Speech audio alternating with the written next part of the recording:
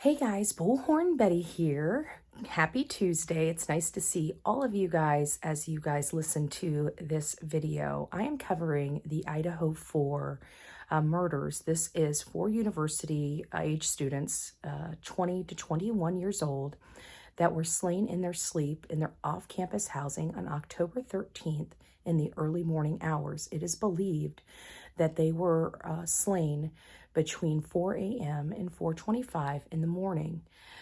A lot has come out about this, and I know that we have discussed it on my live because Bryan Kohberger was arrested and charged with these crimes.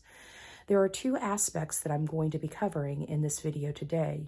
One is the home. What's going to happen to it? 1122 King Road is owned by another person, not by any of the victims. He lives in Colorado, and he is in the university housing type of business and actually sells homes in his community to parents for university students. So a lot has come up about this property. What is going to happen to it? A lot of people are assuming nobody's going to really want to live in that property. It makes me wonder, is that true? Simply by reducing the rent of the property and eating some money, extra income, what is over and above the rent and the mortgage and things of that nature, the owner may have to take a dip in income over this situation. Look at this post that was on Reddit.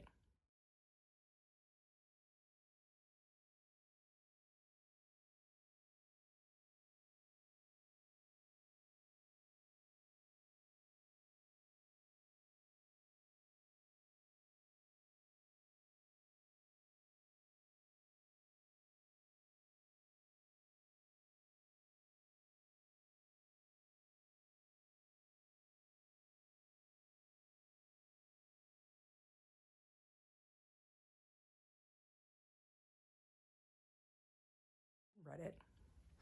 As you see, they are asking some very good questions as to what's going to happen to this property. Is it covered by insurance? That I don't know. It really depends on the type of business insurance this man has.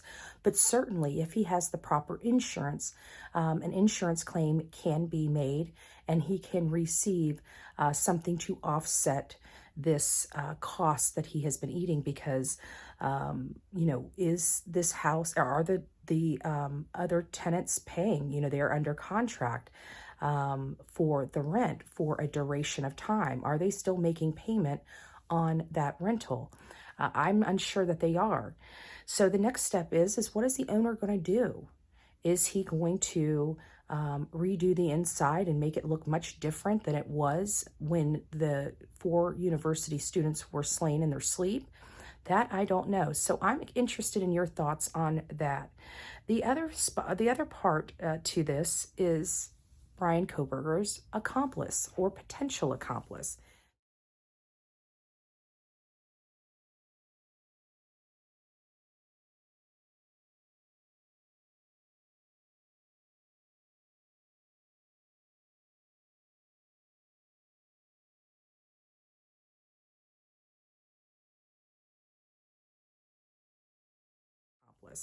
There are a lot of rumors going around, none that have been corroborated, none that law enforcement has stated or alleged.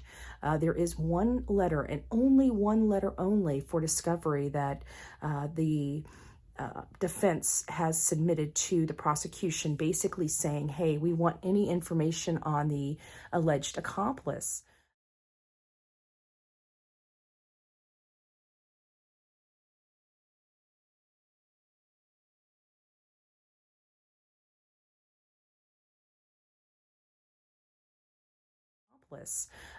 For Bryan Kohberger, and it all made us stop because some people were saying, oh, this is a form letter. I worked in law offices.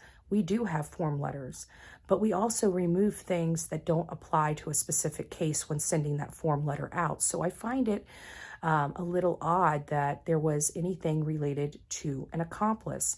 And then there's some people saying that there is an arrest that's going to be made here in the near future for this very accomplice.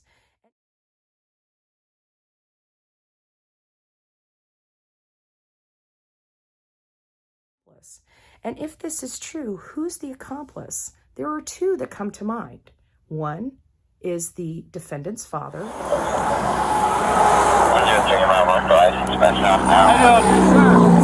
is the one that flew from Pennsylvania all the way to Wazoo, and he got in the car with Bryan Kohberger and started driving back to Pennsylvania. We all found that odd because, quite frankly, Bryan Kohberger is a 28-year-old adult.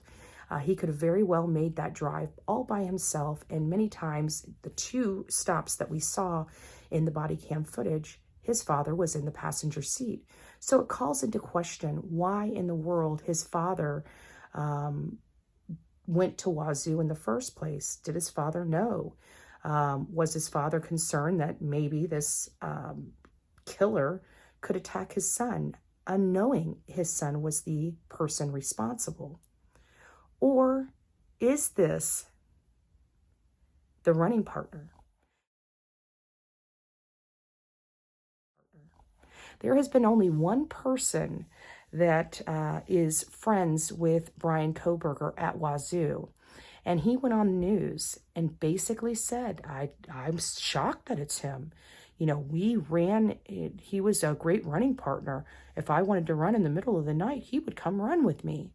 And I thought that was odd. It was like, I didn't want to go running at night by myself, so I would text him like, hey, you want to go for a run? We go for 6-7 mile runs at night. So like when I saw who it was, I was just in like complete shock. I'm still kind of like shaking knowing about that. Like, it's just unreal to think somebody could actually do that to somebody. Like, it's absolutely like mind-boggling. Like, my adrenaline's still kind of running after finding that information out. So just yeah, I feel for the families, and I'm just happy justice can be served now. So who in the world runs in the middle of the night out in a very dark area? It just didn't make sense to me. So I'm curious about your thoughts. Tell me what your thoughts are on what do you think is going to happen to the home. And do you really believe that there's another accomplice? And if there is an accomplice, who do you think it is? Very interesting stuff. So guys, God bless each and every one of you. Go make it a great day. And don't forget to like, share, and subscribe. God bless. And until next time, be safe.